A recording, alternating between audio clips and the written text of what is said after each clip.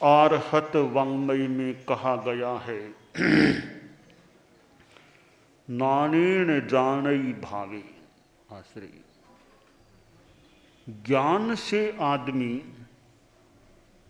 पदार्थों को जानता है। जैन वाङ्मय में मोक्ष मार्ग बताया गया, नाणम च दंसनम चेव चरितम च तवोतः एस मग्गोत्तिपन्नत्तो जिनेहिं वरदंशिहि। ज्ञान दर्शन चारित्र तप, यह मोक्ष का मार्ग है। आचार्य उमास्वाति ने भी कहा तत्वार्थाधिगम सूत्र में, सम्यक दर्शन ज्ञान चारित्राणि मोक्ष मार्ग है। सम्यक दर्शन ज्ञान चारित्र मोक्ष का मार्ग है। तो ज्ञान अध्यात्म के क्षेत्र में भी महत्वपूर्ण है और व्यवहार के जगत में भी देखें, ज्ञान का बहुत ऊंचा स्थान है। कितने कितने विद्या संस्थान भारत में भी हैं, बाहर भी होंगे। कितने कितने विद्यार्थी वहां पढ़ते हैं, अध्यापक प्राध्यापक आदि जो भी पढ़ाने वाले पढ़ाते हैं। लौकिक विद्या का भी महत्व है। भूगोल, खगोल, सामाजिक ज्ञान, साइंस, विज्ञान आदि आदि विषयों का भी ज्ञान महत्वपूर्ण है। तो अलौकिक विद्या, अध्यात्म विद्या का ज्ञान आत्मोत्थान की दृष्टि से आवश्यक है, महत्वपूर्ण है। मनुष्य को जीवन में ज्ञान का विकास करने का प्रयास करना चाहिए। ज्ञान अनंत है, कोई पार नहीं ज्ञान का। संस्कृत में कहा गया, अनंत पारम किल शब्द शास्त्रम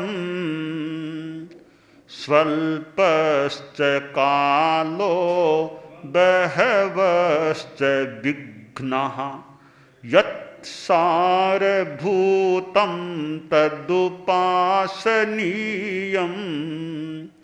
हंसो यथा क्षीरमिवाम्बुमध्यात्। कि शब्द शास्त्र अनंत है, कोई पार नहीं, इतना ज्ञान है। दुनिया में कितने कितने ग्रंथ पढ़े हैं, इतने ग्रंथों को एक आदमी अपनी जिंदगी में पढ़ सके, यह भी असंभव या कठिन है। विभिन्न विषयों के ग्रंथ हैं। ग्रंथागार, लाइब्रेरी में जाकर कोई देखे कितने कितने ग्रंथ वहां रखे हुए हैं। का ज्ञान तो महत्वपूर्ण है, पर इतना ज्ञान करेंगे कैसे, इतना ज्ञान कैसे कर पाएंगे? तो कवि ने कहा कि बात ठीक है, ज्ञान अनंत है, बहुत है। दूसरी एक बात और है कि जीवन काल सीमित है, उसमें भी विघ्न बाधाएं आ जाती हैं।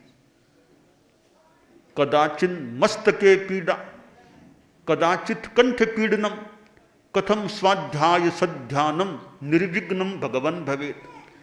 कभी सिर में दर्द हो गया, कभी कंठ में समस्या, कभी बुखार, कभी कुछ, ऐसा किसी किसी के कभी कभी हो जाता है। यानी विघ्न बाधाएं आ जाती हैं। संस्कृत में कहा गया, श्रेयांसी बहु विघ्नानि। श्रेय में बहुत विघ्न आ जाते हैं। तो जीवन काल सीमित, उसमें भी विघ्न बाधाएं, और भी काम करने होते हैं। तो ज्ञान में फिर कितना क्या प्राप्त कर सकेंगे? तो कवि ने कहा, ऐसा करो, यत् सारभूतम तदुपासनीयम। जो सारभूत ज्ञान है खास खास वो ग्रहण करने का प्रयास करो। और जिस विषय को तुमने चुना है उसका अच्छा ज्ञान प्राप्त करने का प्रयास करो। एक साधु है तो वह धर्मशास्त्र का अच्छा ज्ञान प्राप्त करने का प्रयास करे। वह भले अर्थशास्त्र में विद्वान न भी बने, वह डॉक्टरी का विद्वान न भी बने, आयुर्वेद का विद्वान न भी बने, विज्ञान का विद्वान ज्यादा न भी बने, पर धर्म के बारे में तो उसे जानकारी होनी चाहिए। एक डॉक्टर है, वह गणित आदि विषयों में विशेषज्ञ न भी बने, पर डॉक्टरी का ज्ञान उसके पास अच्छा होना चाहिए। बिजनेसमैन व्यापारी है तो डॉक्टरी आदि को भले ज्यादा न जाने, व्यापार संबंधी ज्ञान तो उसमें होना चाहिए। तो जिस क्षेत्र में आदमी काम करे या जो क्षेत्र चुने उस विषय का ज्ञान तो आदमी में होना चाहिए, तब वह अपने क्षेत्र में न्याय कर सकता है। वरना आधा अधूरा ज्ञान होता है तो पूरा न्याय होना मुश्किल हो जाता है। तो और विषयों का आदमी ज्ञान करे तो आप लोग गृहस्थ हैं, कुछ आपको धर्म का बोध तो इसलिए होना चाहिए कि आत्मा का कल्याण धर्म से होगा, उसके लिए धर्म का ज्ञान भी होना चाहिए। साधुओं से ज्ञान मिल सकता है, साधुओं का आना अपने आप में महत्वपूर्ण बात है। शिलोंग जैसा क्षेत्र, यहां एक साथ इतने साधु साधियां आ गए हैं, नहीं पता आपके पुरखों ने कभी सोचा था या नहीं कि इतने साधु एक साथ आएंगे शिलोंग में, इतनी साधियां आ जाएंगी, समणियां भी रहेंगी एक गुरुकुल वास के साथ में।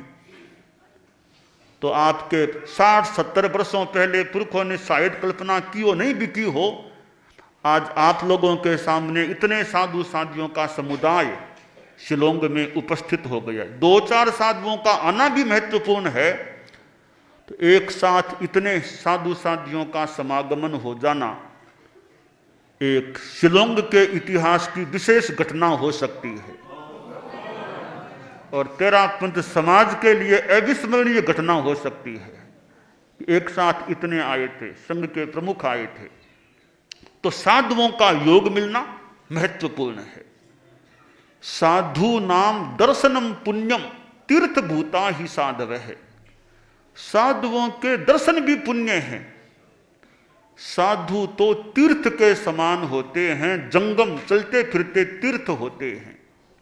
जो साधु अहिंसा की साधना करने वाले, तन कर मन कर वचन कर दे तन काहू दुख, तुलसी पातक झड़त है देखत बाको मुख। जो साधु तन से मन से वचन से किसी की हिंसा नहीं करने वाले, ऐसे अहिंसक अहिंसा के पुजारी साधु के दर्शन करने से भी कहा गया कि पाप जड़ते हैं। तो साधुओं से अध्यात्म का ज्ञान मिल सकता है। साधुओं से डॉक्टरी का ज्ञान तो भले मिले न मिले आपको, साधुओं से व्यापार कैसे करना वो ज्ञान न भी मिले, पर धर्म का ज्ञान, अध्यात्म का ज्ञान है, वो ज्ञान साधुओं से प्राप्त हो सकता है। आप लोग और विषयों के ज्ञाता हो सकते हैं, परंतु आपको यह कह दे भगवती सूत्र की कोई बात बताओ तो आपके लिए कुछ कठिन है। शास्त्रों की बात इतना जान पाना, क्योंकि आपका क्षेत्र कुछ अलग है। इसलिए साधुओं से धर्म का ज्ञान, धर्मोपदेशक होते हैं, धर्माचार्य होते हैं, उनसे धर्म के बारे में जानकारी प्राप्त हो सकती है। साधुओं को भी ज्ञान का विकास करना चाहिए। साधु भी तो सारे कोई प्रकांड पंडित हों जरूरी नहीं है। साधुओं में कई मंद बुद्धि वाले भी, मंद ज्ञान वाले भी हो सकते हैं। और तो क्या, कोई कोई आचार्य भी मंद स्वभाव वाले या थोड़े कम ज्ञान वाले हो सकते हैं, परंतु उनमें साधना है। तो ज्ञान कम होने पर भी साधना का बल अपने आप में बड़ी बात होती है। और शास्त्र में कहा गया कि आचार्य हैं वो अप्रसन्न नहीं हो जाने चाहिए किसी से। 10वें आलिय में कहा गया कि देखो, आशी विशो या परम सुरुठो किंग जीवनाशाओ परम नुकुज्जा आयर्य पाया पुण अपसन्ना अबोही आशायन नथि मुखो आश्रय। कि एक सांप है, आशी भी सांप है, भयंकर सांप, वो ज्यादा से ज्यादा क्या बिगाड़ेगा आपका, हमारा ज्यादा से ज्यादा क्या बिगाड़ेगा, ज्यादा से ज्यादा वो जीवन का नाश कर देगा। और क्या करेगा सांप, वो जीवन, इस जीवन का नाश भले सांप कर दे, इससे ज्यादा क्या कर पाएगा। परंतु आचार्य के लिए कहा गया, अगर आचार्य अप्रसन्न हो जाते हैं, कोई आचार्य की आसाधना करता है तो अबोधि का भागी, और आचार्य की आसाधना उद्दंडता से करने वाले के लिए मोक्ष पाना दुर्लभ, कठिन हो जाता है। इसलिए आचार्य धर्माचार्य में ज्ञान हो, ज्ञान कम भी हो तो भी उनमें साधना है। ऐसे आचार्यों को आसातित करने का प्रयास, लक्ष्य आसाधना करने का प्रयत्न नहीं करना चाहिए। तो परम पूज्य गुरुदेव तुलसी, जो हमारे धर्म संघ 13 पंथ के 9वें आचार्य थे, एक बार संभवतः उन्होंने हम साधुओं से फरमाया था कि साधुओं, तुम लोग तत्व ज्ञान प्राप्त करो, ज्ञान प्राप्त करो, क्योंकि हम सदा नहीं रहेंगे। आज तो हम तुम्हारे सामने, कहने का मतलब आज तो बैठे हैं, सदा हम नहीं रहेंगे। आखिर तुम लोगों को काम करना है, तुम लोग ज्ञान में आगे बढ़ो। परम पूज्य गुरुदेव तुलसी के चरणों में हम लोग रहे और उनका पावन सानिध्य, पावन आशीर्वाद कह दें, करस परस हमने प्राप्त किया। उनके बाद परम पूज्य आचार्य महाप्रज्ञ जी का साया हमें मिला और उनका अपना ज्ञान वैदुष्य, शास्त्रों के ज्ञाता, शास्त्रों के संपादक।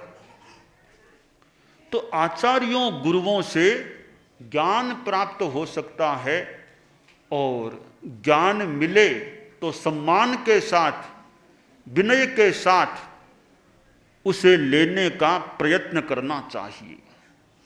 ज्ञान दाता से विनय से ज्ञान हमें लेना चाहिए। और विद्या विनय से शोभित होती है, विद्या विनयेन शोभते, विनय से विद्या शोभित होती है। तो हमें जीवन में ज्ञान प्राप्त करने का प्रयास करना चाहिए। अगर संभव हो रोज कहीं थोड़ा थोड़ा भी ज्ञान प्राप्त करें, स्वाध्याय करें।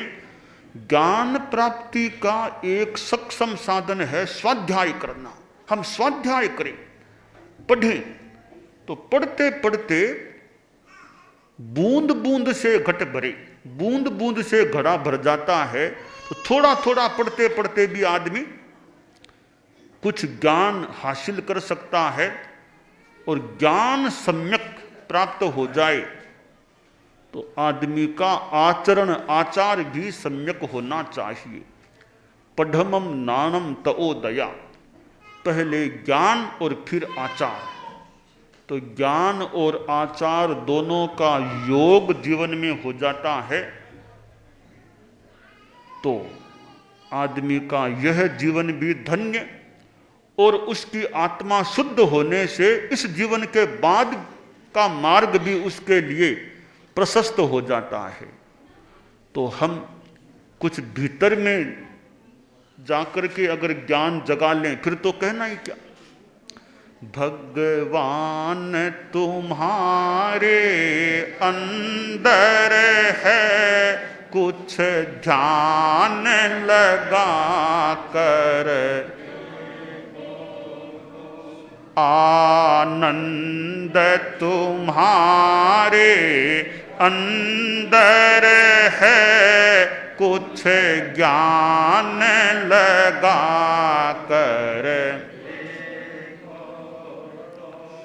बाहर के प्रभु को पूज रहे, निज घर वाले को भूल रहे। बाहर के प्रभु को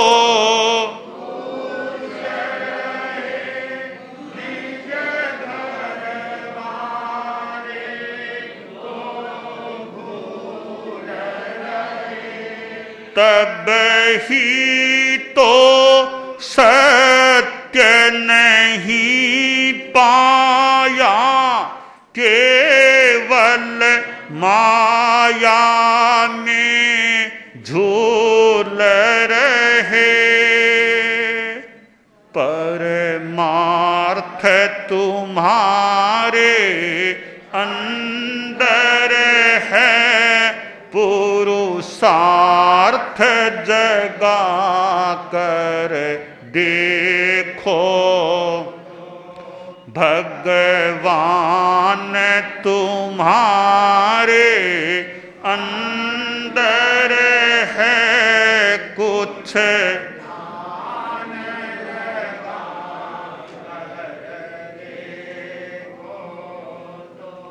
निज आत्म तिजोरी को खोलो, धन माल सभी मिल जाएगा। संयम की चाबी तुम ले लो, यह ताला झट खुल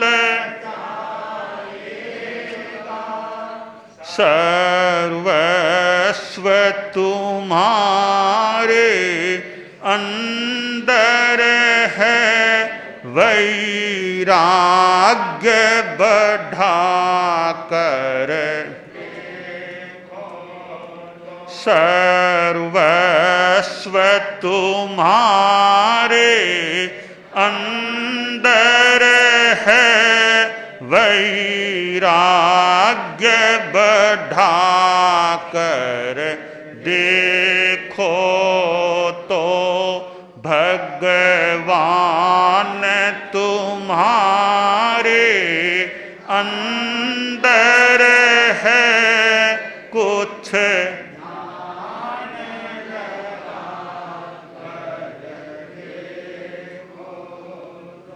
है शांति नहीं गिरी कंदर में, है शांति न मस्जिद मंदिर में, है शांति न धरती अंबर में, है शांति न धन के अंदर में, बस शांति हृदय के अंदर है, कुछ त्याग बढ़ा कर दे।